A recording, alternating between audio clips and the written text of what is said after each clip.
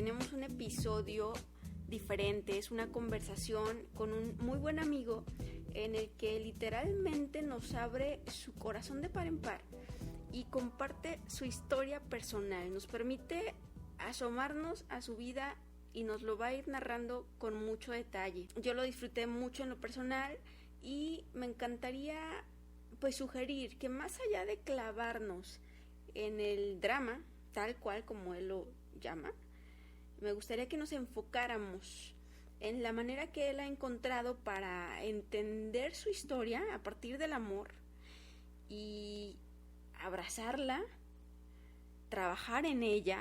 Y bueno, es un trabajo que continúa, pero que lo ha hecho un hombre noble, generoso, valiente, en fin, abrámonos a esta historia y quedémonos con eso, ya que Ask trata de esto, de acercarnos, de vernos, de compartirnos, de abrirnos.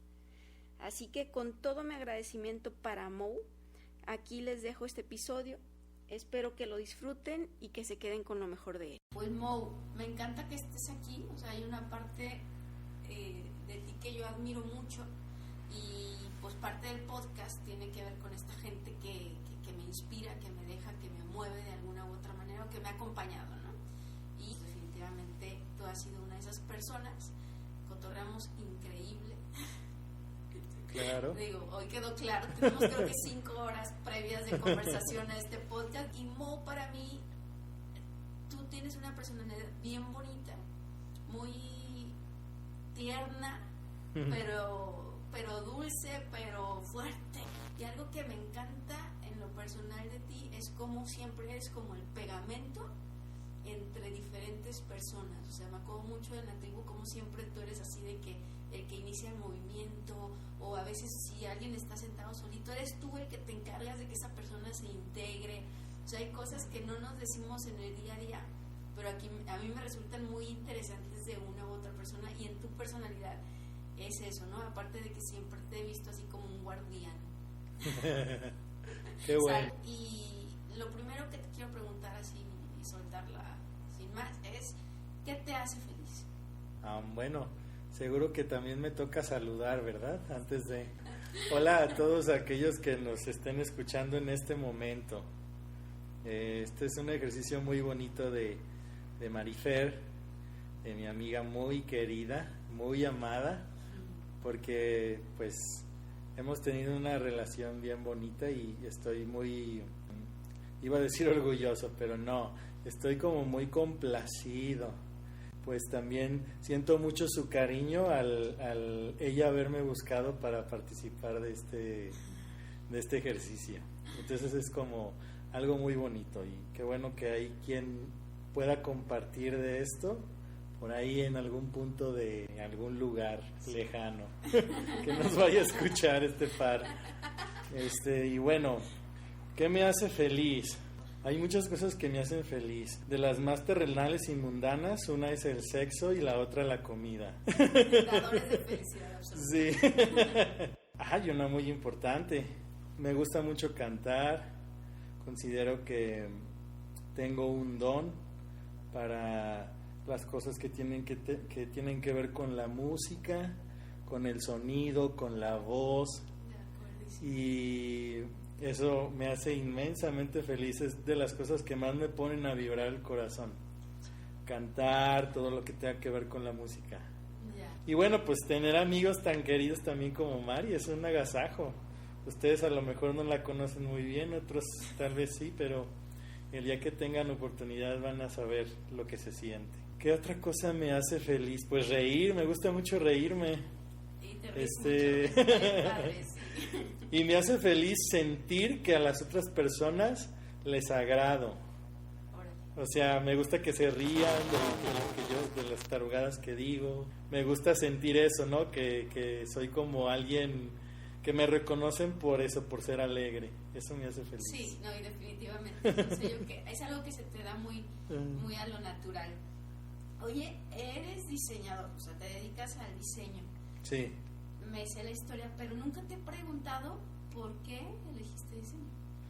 ¿Te debatías entre Me debatía entre eso y estudiar algo que tuviera que ver con la música.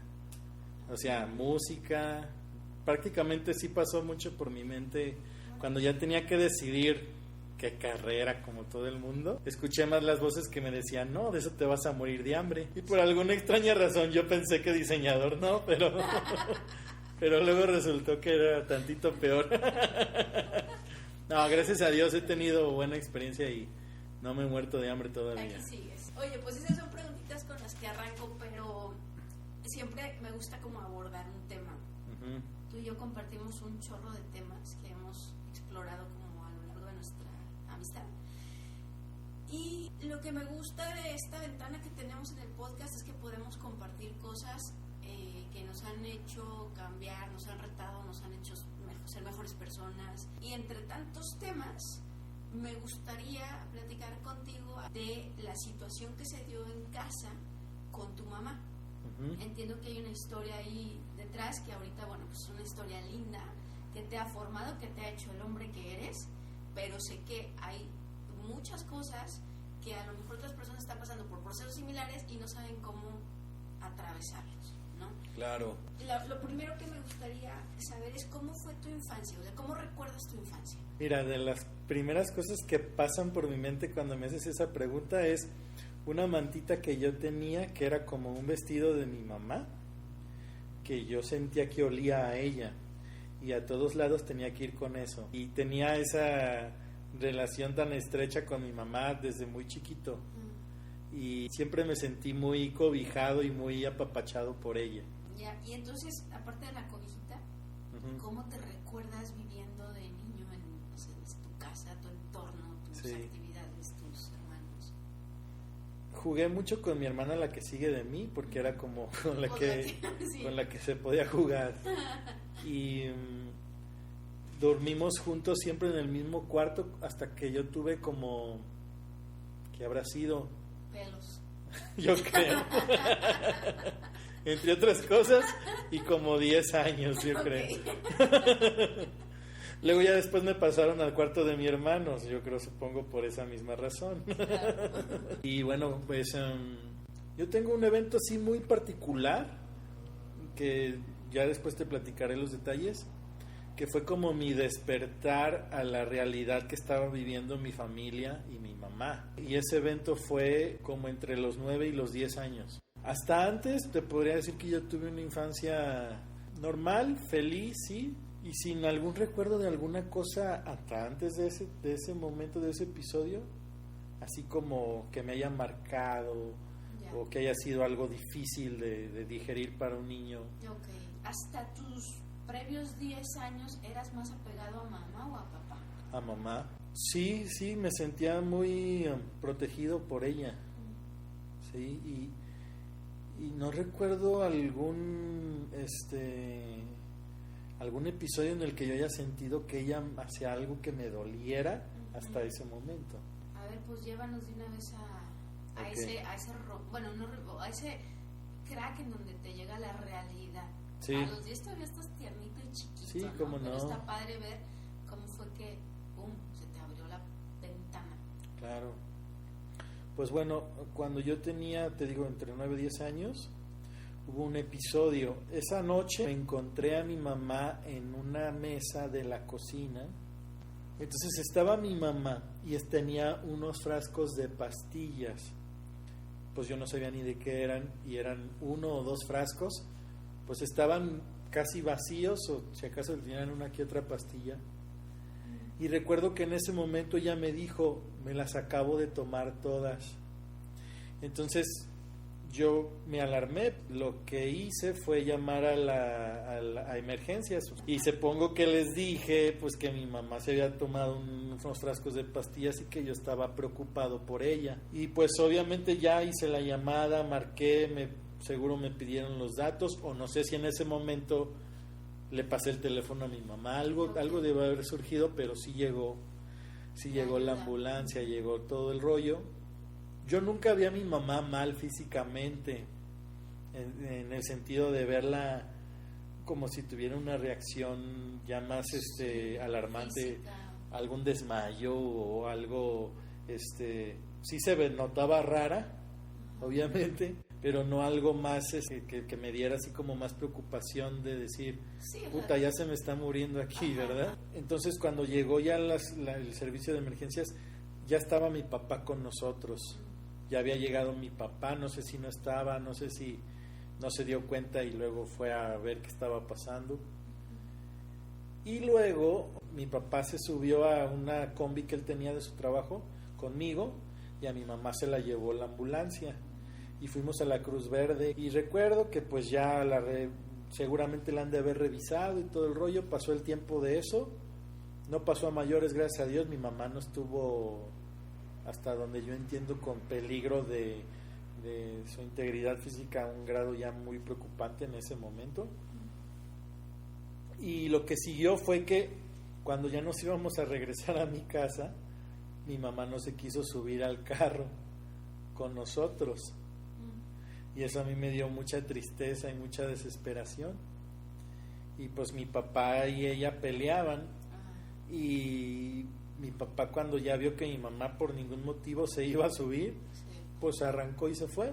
Contigo. Se fue conmigo y yo no sé cómo le hizo mi mamá para llegar a la casa, no sé si se pidió un taxi o se fue caminando, vete a saber. Total, llegamos yo y mi papá a la casa y luego el tiempo después llegó mi mamá y pues yo estaba llorando y yo me acuerdo que le decía a mi papá, oye, cuando estábamos en el momento de que ella no se quería subir, yo le decía, es que pues no la dejes, aunque no quiera, súbela, ¿cómo se va a ir sola? Pues yo no entendía, ¿verdad? Seguramente no era posible para mi papá en ese momento obligarla a que se subiera. Y recuerdo una frase muy lapidante de mi papá, que fue una de las cosas que también, pues es así como que no se me olvida.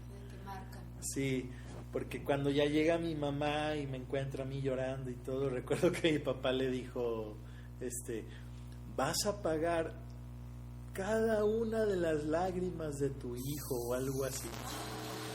Y eso se me hizo bien. Ya después entendiendo lo que sucede cuando alguien dice algo así y con esa intención, sí, lo recuerdo como algo bien pues fuerte, sí, intenso. Y ese fue a grandes rasgos el episodio que ya me hizo despertar a la realidad de lo que estaba viviendo mi mamá, mi familia, mis hermanos, y todo siempre giró en torno a su descontrol que ella tenía. ¿Tuviste la necesidad de preguntar, de hablar con tus hermanos, con tu papá o con tu mamá directamente, decir, ma, ¿qué está pasando? ¿O solo te volviste un observador? ¿Cómo fue que a partir de ese momento empezaste a recibir toda la información para deducir? Sí, a un nivel como de preguntarle como tal a mis hermanos qué sucedía, no sé, como que no teníamos esa conversación. Y seguramente con mi papá ese día, pues yo creo que él trató de protegerme lo más que podía, ¿no?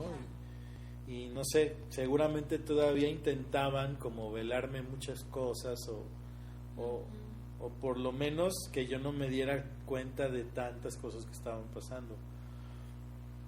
Pero pues ya la dinámica fue empezó a haber tantos episodios de altercados pues que se producían por la conducta de mi mamá, que ya no hacía falta preguntar mucho, o sea, ya era como, se hizo parte como del modo de vida pues de la familia. ¿Fue a partir de eso o crees que sucedía y no lo habías visto? Definitivamente sucedía y yo no lo había visto. Por mi edad, porque yo pienso que trataban de escondérmelo lo más que podían. Claro. Pero después, platicando con mis hermanos, yo me di cuenta de que mi mamá pues ya tenía su dependencia muchos años atrás. Inclusive, una vez platicando yo con mi mamá, y esto no hace mucho, le dije, oye, ¿tú recuerdas cuándo fue la primera vez que te tomaste la primer pastilla para los nervios? Y me dijo, sí, lo recuerdo perfectamente.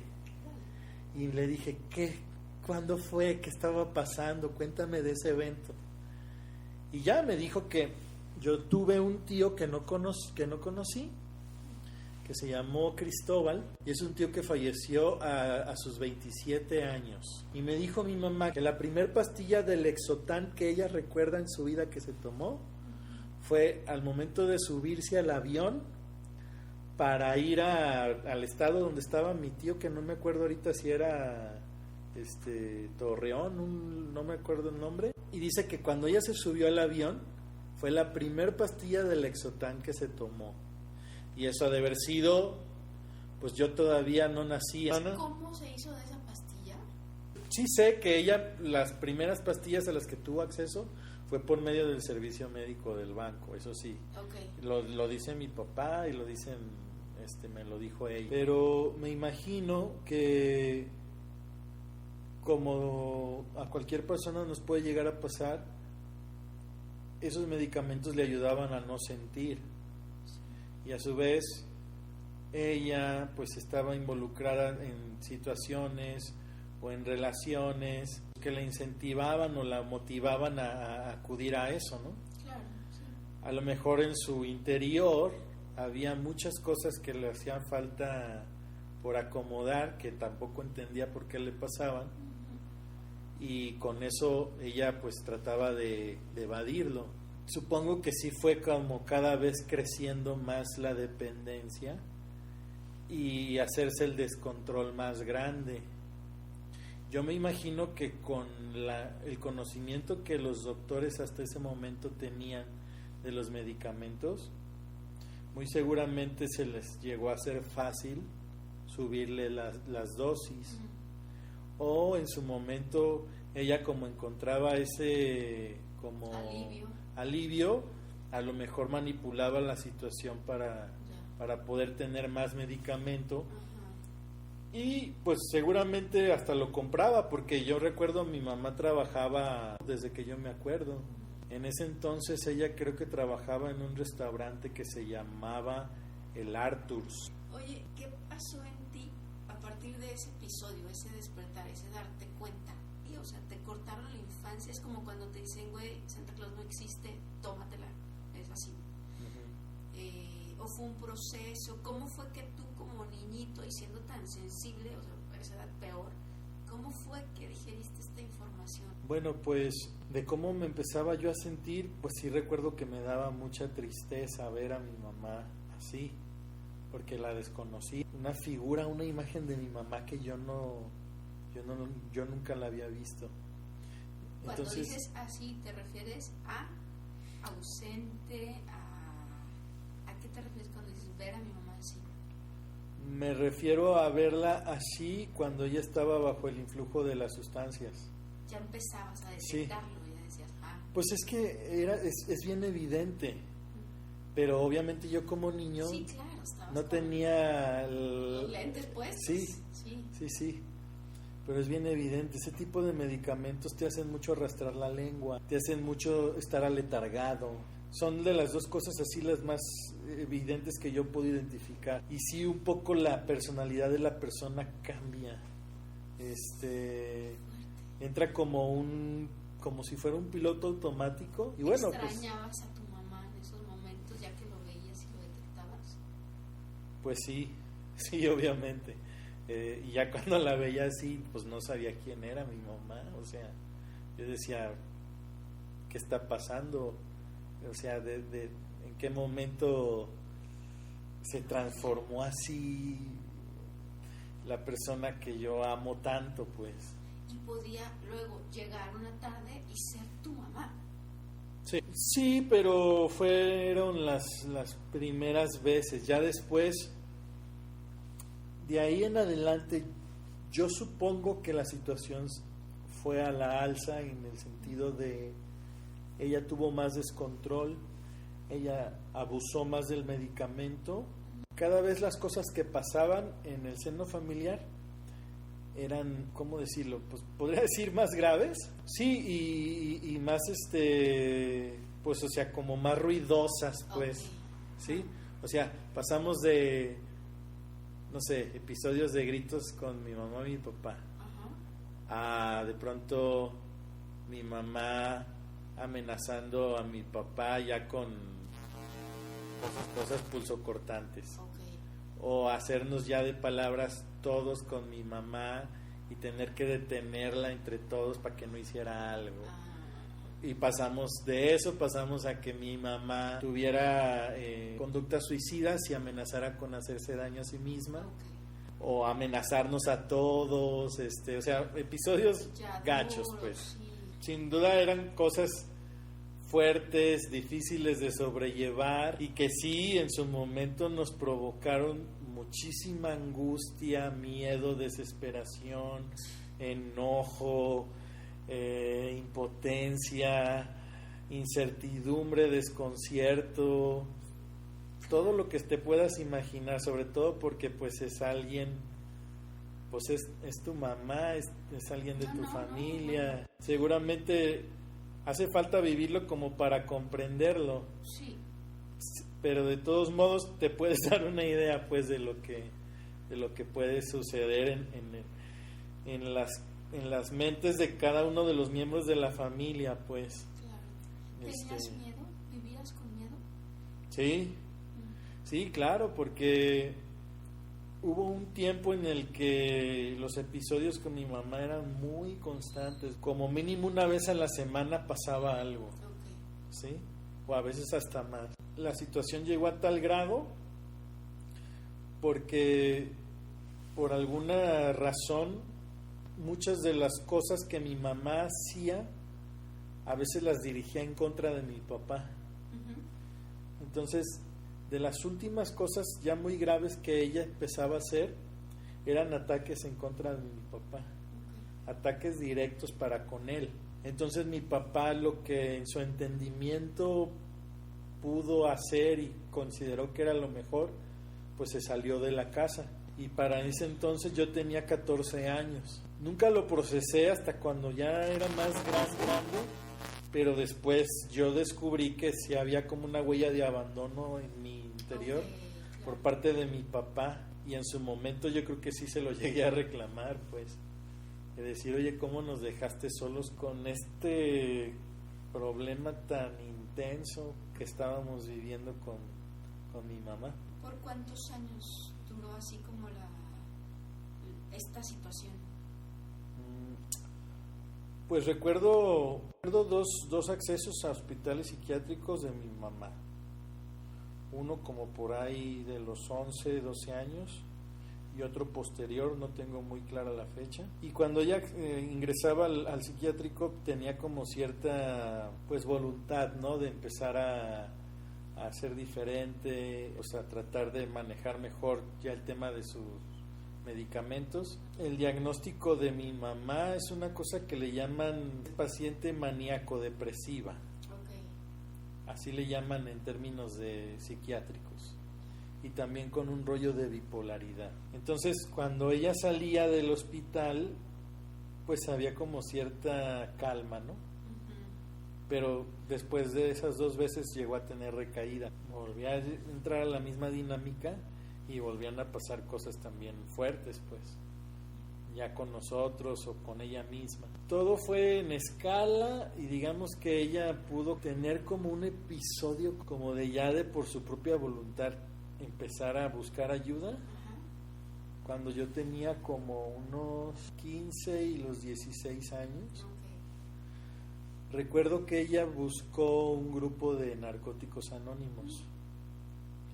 Y recuerdo por lo que ella pues empezó a ser muy activa dentro de ese grupo. Hubo un episodio que ahorita no lo tengo muy claro y tengo medio revueltas las fechas, pero según yo tenía como 16 años yo, en el que recuerdo que ella estaba teniendo una crisis muy fuerte de abstinencia. Y estaba ella en su cama, yo con ella y ella teniendo su crisis.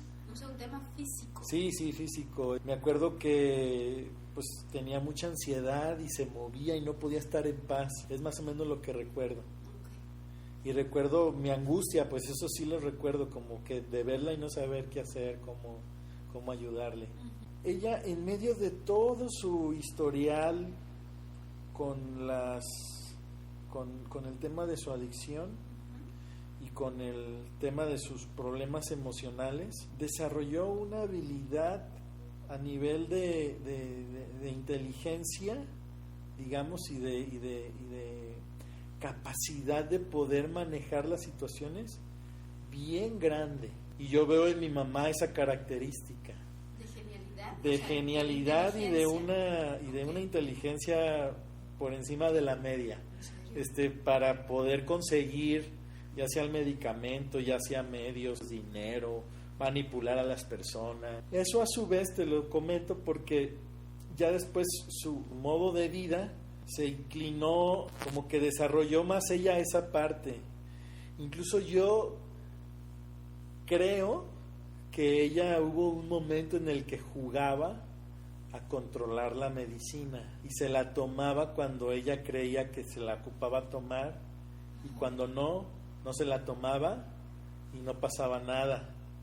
Pero en medio de todo eso, pues ella seguía teniendo conductas muy destructivas, conflictos por todos lados, sus trabajos y todo, pues yo no los pudo conservar. Entonces nosotros lo que hicimos pues fue alejarnos de ella.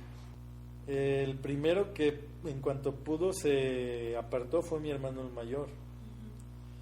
Él se casó cuando él tenía 24 años. Entonces, más o menos nos fuimos alejando. Primero mi hermano, luego mi hermana Lili se casó cuando yo tenía como 18 años.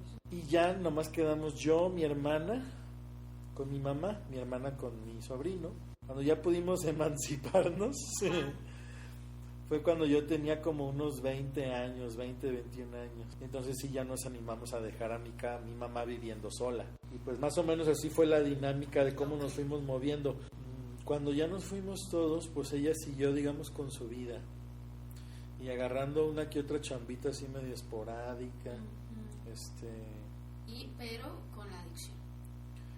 Sí, yo pienso que nunca la dejó del todo. La compraba o la pedía con alguien. Nosotros pues no la procurábamos tanto. Y sí, mucho enojo.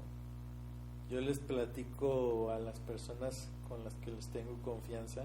Pues es algo fuerte, pues, pero yo llegué a sentir ganas de que mi mamá se muriera para que ya se parara todo el rollo, sí. Ya después, gracias a Dios, a través de un trabajo me he dado cuenta que bueno, pues que son emociones que surgen, sí, y que pues puedes a tu ritmo y según tu voluntad irlas trascendiendo. Cada quien con su enojo personal y cada quien con su tema. Y después ella tiene como una caída, en el sentido literal y en el sentido también metafórico, en donde ya fue como un parón que le puso la vida, pues, y de ahí hay como otro parteaguas en su vida. Tuvo una fractura de fémur y a partir de ahí ya su vida cambió mucho. ¿Qué edad tenía para ese entonces? Como 54, 50 o sea, una señora muy joven. Era joven, sí. Súper entera. Y pues ya la dinámica fue como a la familia no nos importó. O sea, le pasó y para nosotros fue un lastre tremendo. Nos daba mucho pesar tener que atenderla. Y digo así, tener que, porque sí, no nos nacía, era como, ay, otra vez mi mamá con otro tema. Y ahora sí, algo ya que nos hacía todavía, pues, tener que estar más al pendiente de ella, pues, porque los primeros 2 años después de su fractura, como fue una fractura que no se atendió correctamente, ella estuvo casi postrada esos 2 años, casi en cama. Pues hubo como un desinterés de nuestra parte y una actitud de decir, ya no queremos saber nada de esto, y pues íbamos a ver los temas con los doctores y todo eso a regañadientes, pues, y muy desesperados y muy frustrados. Así estuvimos un tiempo. Siguió ella viviendo sola, y lo que hacíamos era que pues la frecuentábamos lo suficiente como para poderle tener comidita, tenerle su comida, bañarla, y así duramos como 3 años, y luego después de eso, por la dinámica familiar, podría decirte que ella anduvo medio danzando un poco también, porque pues ya dependía de nosotros al 100%. Danzando de que se iba a vivir con uno, Ajá, con otro, pues no con uno y con otro, de estar viviendo sola, la llevamos a un asilo. Lo hicimos porque pues ya no podíamos con la situación, necesitábamos que la atendieran. En ese momento yo pienso que fue lo mejor. Ingresa al asilo y le va muy bien, gracias a Dios. Pierde peso y empieza a caminar ya por su propia cuenta con un bastón o con una andadera, al punto de que ya la dejan lista como para valerse por sí misma. Después de ese rollo de los asilos, como yo veía la situación muy difícil y me empezó a entrar como un sentimiento de culpa, yo opté por un buen día conseguirle un cuarto con un señor que vivía cerca de donde estábamos viviendo nosotros. ¿Y en ese entonces ya estaba libre de medicamentos adictivos? No, seguía consumiendo. Ahorita la tenemos otra vez en asilo. Okay. Y ha sido muy buena experiencia. Sí, me imagino. Y ya la tienen al 100%, gracias a Dios, y con una disciplina tremenda en esa cuestión del medicamento. Y lo que le pasaba con el tema del medicamento era que lo manipulaba a su entender. Se tomaba el que ella quería y el que no, cuando ella quería, y el que no lo vendía. Y gente por ahí se le arrimaba pues a sacarle. Y ella con eso siempre ha tenido como su dinerito. Y ese fue su modus sí, desde ya después de que empezó a vivir en el asilo, ya sola en el cuarto, esa era su manera como de sacar un dinerito para ella, pues. Y nosotros ya como seguíamos todavía con este tema como de emocionalmente muy enganchados con el dolor, con el sufrimiento y con todo lo que le recriminamos, le hemos recriminado. Y pues no teníamos como más claridad pues para hacer algo que realmente le ayudara a cambiar de dinámica. Pues ha sido curioso porque antes de su accidente del fémur, yo la veía como con enojo de mi parte, y siempre con ella como la veía como cuando decimos vulgarmente, como cuando alguien trae el diablo adentro, ¿sabes? ¿Ella o tú? No, ella. Okay. Siempre la veía como ansiosa, como buscando hacer una fregadera. O siempre la veía como en ese estadio como de ansiedad, como de negativo. Sí, negativo, sí. Y después de su caída, su semblante, su emocionalidad, su ímpetu, de hacer cosas o de poder manipular cosas, todo eso se le apagó. Y entonces ahora ves a mi mamá como, yo la veo como alguien que perdió un poco el ímpetu por la vida y que va ahí como dejándose llevar por lo que sea que le suceda, que le pongan, ya sin muchos ánimos de hacer cosas diferentes. Y bueno, tenemos todavía muy fuerte el estigma en la familia de que está enferma, y a lo mejor pues es algo que yo debería de aceptar, ¿no? Y reconocer, y que me es de utilidad en ciertos momentos decir que mi mamá está enferma, como para comprender que a lo mejor mucho de su proceder proviene de eso, de una enfermedad. Sin embargo, no me gusta quedarme con esa connotación tan negativa, como de decir que mi mamá está enferma. Para mí en ese sentido es como decir que mi mamá ya está jodida, ¿sabes?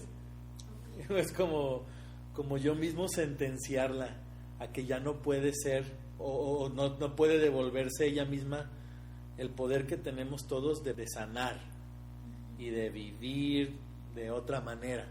Ahorita, ¿cuál es tu sentimiento más constante hacia tu mamá? Sigue habiendo muchos sentimientos encontrados, sigue habiendo culpabilidad, sigue habiendo este tema de sentirte como mal hijo cuando no tienes a tu mamá donde tú quisieras que estuviera, o no pudieras no poder convivir con ella. Sin embargo, pues la vida y los resultados me permiten constatar que ha sido la mejor decisión tenerla ahorita donde la tenemos, porque con nosotros era otra dinámica bien destructiva para ella. Obviamente procuramos, cuando ya nos toca visitarla y estar con ella, pues siempre estar en paz con ella. ¿Alguna vez te ha pedido perdón? Sí. ¿Y perdonaste? Pues me pongo a pensar porque el perdón es un tema con el que ahorita estoy trabajando y te podría decir que yo ya perdoné a mi mamá, en el sentido de que voy reconociendo qué propósito ha tenido en mi vida esta circunstancia que me tocó vivir con ella, pero me gusta ir un poco más allá. No tengo mucha claridad al respecto de cómo expresarlo, pero sí sé lo que me produce esto que voy a decir. Estoy trabajando con el tema de perdonarme a mí mismo por el juicio que yo he hecho de mi mamá, y eso me alivia, bueno, no me alivia, produce en mi adentro mucha sanación, mucha paz, y se van acomodando realmente muchas cosas en mi emocionalidad, en mis sentimientos, en mis pensamientos hacia con ella. Ciertamente todavía yo no logro sentirme a veces emocionado de que ella me busque, ¿sabes? Tampoco me culpo, pues. Sí, me ha pedido perdón y yo le he pedido perdón también a ella, y gracias a Dios hemos podido hacer ese trabajo entre los dos y ha sido pues muy sanador y muy liberador. Más o menos puedes darte una idea de todo el drama que se vive alrededor de una circunstancia como la que a mí me tocó vivir. Y utilizo la palabra drama porque es la mejor palabra que se puede utilizar para encontrarle como algo que englobe en todos los aspectos de la historia, como lo vive uno y como lo que realmente es para la vida de un ser humano. Un episodio así es un drama. Es un drama, imagínatelo tú, como el que ves en una película, en donde hay personas interpretando historias que a su vez te pueden llegar a ti a producir emociones y sentimientos pues bien poderosos. Y lo vivo y lo reconozco como un drama, que a su vez es una palabra que me ha ayudado mucho a entablar los fundamentos de un proceso de sanación interna, para reconocer también que como tal en un drama existe la certeza absoluta de que todos somos, en este drama de la vida, simples actores que estamos interpretando cada uno su papel. Eso como un principio de lo que más o menos he ido descubriendo y de las herramientas que más me han ayudado a mí a poder sanar. Bueno, también además de esa parte, me gustaría compartir que una de las cosas que me ha ayudado mucho a sanarme es investigar e indagar acerca del comportamiento humano y de los motivos o las razones que pueden llegar a producir en un ser humano un desorden, de tal manera que pueda llegar a tener una conducta así de destructiva. Y eso me ha ayudado para comprender la parte emocional y mental de lo que le aconteció a mi mamá para llegar a esos grados de descontrol, de ansiedad, de adicción. En ese sentido, pues haciendo un trabajo de introspección, pero también de indagación y de investigación al respecto de lo que ella vivió cuando ella interactuó con sus padres, en su niñez, Su historia personal, exactamente. Y bueno, todas estas informaciones han ido cayendo en mi camino a su debido tiempo y a su debido momento. ¿Comprendes a tu mamá? No sé si la palabra correcta sea comprender. Sin embargo, he llegado a sentir el dolor que ella siente. Y es un poco como ponerte en sus zapatos. Y eso sí se siente fuerte en emoción, hasta a nivel físico. De decir, a ella le tocaron vivir cosas difíciles con las que muy seguramente yo tampoco hubiera sabido qué hacer. De si la justifico, siento que más allá de eso me quiero llegar, porque no siento que ya lo haya logrado. Quiero llegar al punto en el que pueda aceptar que la historia con mi mamá y con toda mi familia ha sido perfecta. Ha sido justo lo que yo he requerido para poder vivir esta experiencia de vida, y que un pelito de rana pelona que yo le hubiera movido no, muy seguramente me tendría en otro camino, en otro lugar, haciendo otras cosas, o enganchado en otras, o metido en problemas, qué sé yo. Me gusta pensar eso. Me gusta pensar que todo esto tiene un sentido profundo. Y lo dicen, bueno, pues infinidad de maestros y de personas que se dedican al tema de la conciencia y de espiritualidad. Que todo aquello que acontece en tu vida tiene su sentido profundo. Me gustaría citar uno porque es como de mis favoritos. Y les encargo que lo busquen y a ver qué les produce una de sus charlas. Hay un señor que es español que se llama Emilio Carrillo. Y ahorita casi estoy yo reproduciendo como sus propias palabras al momento de yo decirte esta parte de encontrar el sentido profundo de los acontecimientos que surgen en tu diario vivir.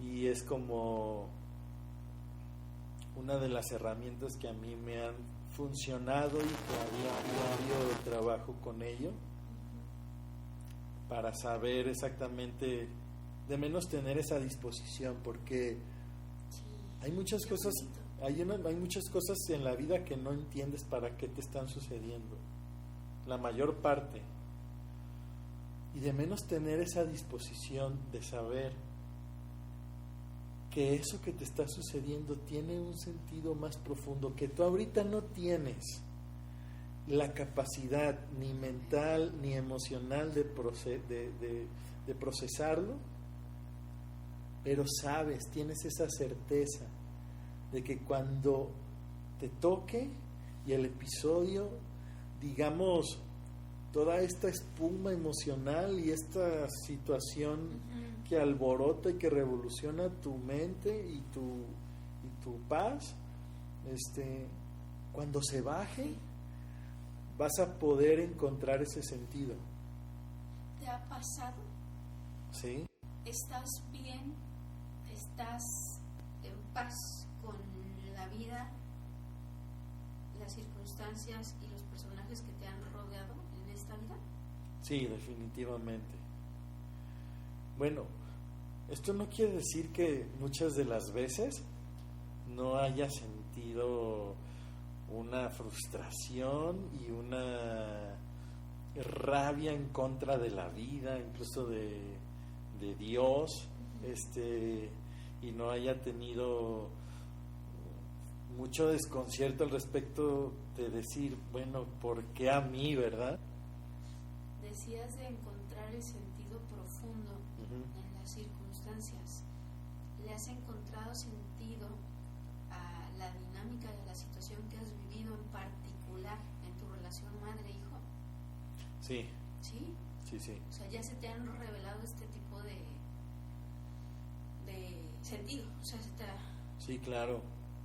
Sí, bueno, Para eso me ha ayudado también mucho la indagación y la investigación que he hecho al respecto de las circunstancias que le tocaron vivir a mi mamá, también a mi papá, porque todo eso es información. Te da entendimiento. Sí. Una vez con el entendimiento te puedes abrir a decir, ¿no? Sí, así es, y precisamente. el sentido profundo de tu dinámica con mamá en esta vida, ¿cuál crees, hueles o sientes o tienes certeza de que ha sido? Bueno, una de las cosas que he descubierto es que los seres humanos, cuando venimos al mundo, venimos como con cosas por resolver. Ya traemos una mochilita de encargos, que cuando somos ese pequeñito bebé que nace del vientre de su madre y lo primero que hace es dar el primer alarido de descontento, hay un nivel en nuestra conciencia que no lo reconoce o que no lo recuerda, pero ya lo traemos. Esa es como una parte de lo que he descubierto y tiene que ver con todo nuestro clan familiar. Incluso hay investigaciones a nivel científico acerca de los padecimientos físicos y su correlación directa o sea, tu biología con la correlación directa con tu emocionalidad. Es decir, como el origen emocional de las enfermedades. Como tu biología trae toda una información que a través casi como del ADN y también a través de una herencia tiene su origen pues en tus ancestros, desde tus abuelos, bisabuelos, tatarabuelos. Más o menos este rollo de la descodificación emocional pues es como una técnica medio holística que ¿cómo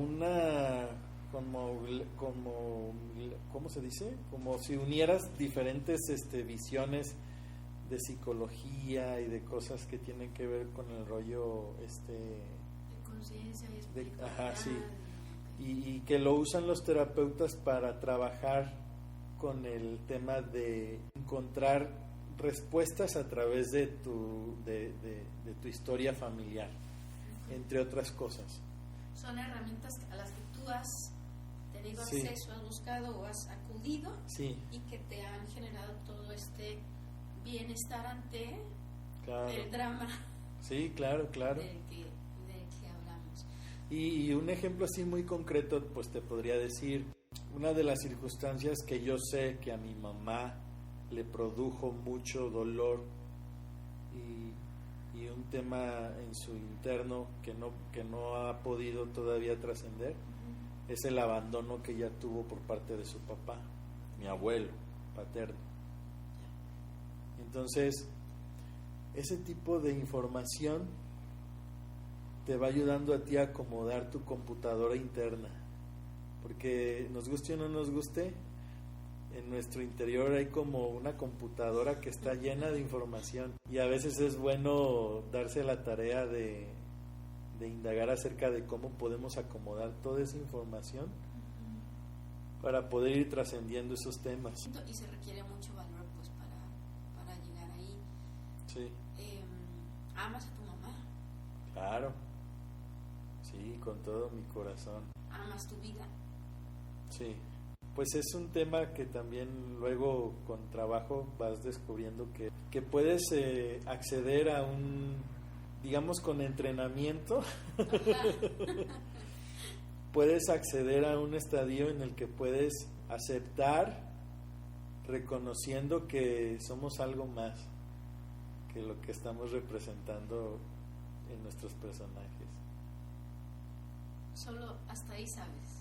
¿Sabes? Creo que hasta ahí, sí. Porque si le empiezo a echar más rollo, va a ser como repetir todas las cosas que a lo mejor he leído o he escuchado y hay quien está más autorizado para eso pero bueno, en mi experiencia tu entendimiento te da ya después de todo esto para saber, claro, tener esa claridad. Me surgió otra pregunta. Si hay algo que tenga una situación similar en la que un ser querido y cercano está en esto, pues, ¿cómo le dirías que lo sobrellevara?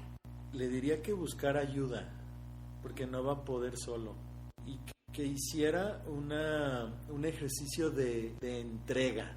Como estás en una situación que no comprendes y que no sabes qué hacer, lo que se me ocurre que es más útil es entregar eso, entregar a Dios o entregar a la esencia o al espíritu, como cada quien lo quiera vivir y experimentar. Entregarle eso que tú no sabes, eso que te duele tanto, eso que no tienes idea de cómo sobrellevar, entregárselo a Él y decirle, en mi caso yo, Espíritu Santo, Dios mío, ayúdame con esto, no sé qué hacer.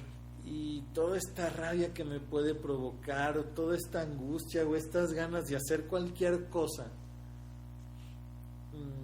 respirar profundo y entregárselas a esa presencia, que siempre, siempre, siempre, siempre, siempre, y no me ajustan los siempre, está con nosotros y nunca nos abandona. Es cuestión de ponerte en voluntad y de soltar. Es lo que me nace decirle a alguien que pudiera estar pasando en algo similar a lo que yo viví. Si tu mamá muriera, ¿estás bien con eso? Híjole, no sé qué contestar. ¿Y temes a la muerte? Pues sí. ¿A la tuya propia? Sí, lo suficiente. Yo pienso que si ahorita mi mamá trascendiera, yo estaría en paz, pero muy seguramente me dolería mucho. Me dolería mucho y a lo mejor sí sentiría mucha culpa todavía. Okay. De cosas que a lo mejor que siento que al día de hoy no he podido todavía terminar de sanar. Y ahorita, ¿cuál es, digamos, tu mayor anhelo en este momento de la vida? En este momento de la vida quiero atender mi necesidad que tengo de cantar. ¡Qué padre! De cantar, de hacer canciones, porque me gusta escribir canciones. Tienes varias, ¿no? Sí, tengo varias. Sí, y unas ya con música y todo. Sí. Te quisiera preguntar, ¿cuál ha sido el mejor consejo que has recibido? Pues me vino a la mente uno de una persona que tú y yo conocemos, y esa persona me dijo algo al respecto de lo que tenía que ver con mi situación con mi mamá. No recuerdo las palabras exactas, pero me ayudó. Su idea era básicamente que yo comprendiera la historia de mi mamá para saber qué la había llevado a actuar como actuó. Como comprende su historia, algo así. Mo, gracias. No manches. No hay de qué. Gracias porque te abriste completamente. Sí. Ha sido un placer, más bien dicho. Entonces, sé que son temas que no siempre se tocan con esta apertura y quitaste cualquier velo y eso te lo agradezco muchísimo porque es parte del jugo de lo que estamos aquí tratando de hacer, como te decía al principio. Entonces, muchísimas gracias por compartirnos todo esto. También, aunque ya hemos compartido muchas veces este tema de una u otra manera, hoy revelaste muchas cosas que yo no sabía, y la verdad es que lo único que hace es que incrementa mi admiración por ti en cuanto a la evolución, el crecimiento, la trascendencia de todas estas situaciones. Entonces, qué padre, qué bonito escucharte y saberte en este momento de tu vida así.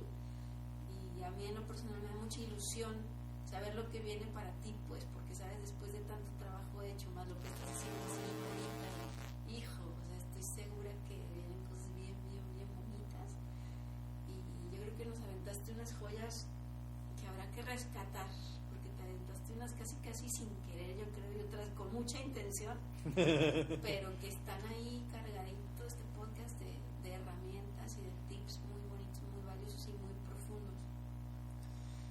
Así que pues gracias, Mo. Entonces, ¿vuelves, por favor? Sí, las veces que me invites. Ya está, Mo. Y bueno, entonces, pues nada, gracias por escucharnos. Denle like si les gustó, compártanlo, recomiéndenlos y nos vemos en la próxima.